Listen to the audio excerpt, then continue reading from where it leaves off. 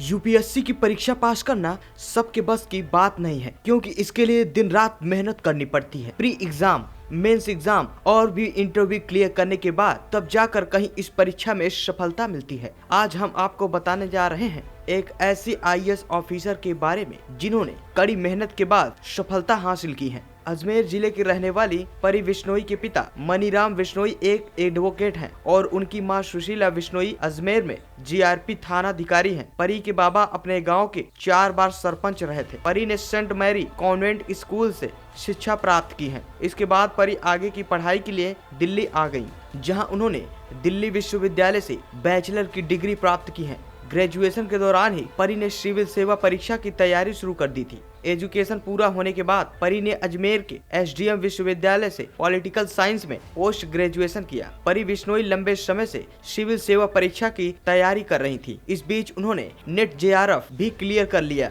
हालांकि वह पूरी तमन्ना के साथ यूपीएससी एग्जाम की पढ़ाई में लगी हुई थी और इसी क्षेत्र में अपना भविष्य बनाना चाहती थी। आखिर साल 2019 में परी ने अपने तीसरे प्रयास में यह कठिन परीक्षा न केवल पास की बल्कि तीसरी रैंक के साथ टॉप भी किया। परी इस कामयाबी का क्रेडिट परिवार वालों और खासकर अपनी मां को देती है, क्योंकि उनके काम और जज्बे से प्रभावित होकर ही आईएएस बनने का सपना देखा था। सिविल सेवा परीक्षा की तैयारी के दौरान भी जब वह असफल होती या निराश होती तो उनकी माता उन्हें प्रोत्साहित किया करती थी। परी का मानना है कि जीवन में मिलने वाली किसी भी कठिनाइयां या सफलता से निराश नहीं होना चाहिए। इनकी जगह पूरी ईमानदारी के साथ प्रयास करते रहना चाहिए। सिविल सेवा परीक्षा की तैयारी को लेकर परी का कहना है कि उम्मीदवारों को भी सही विषय की एनसीईआरटी किताबें पढ़नी चाहिए। इसके बाद ही पिछले साल के पेपर अवश्य हल करना चाहिए और मार्क टेस्ट भी देना चाहिए। एक न्यूज।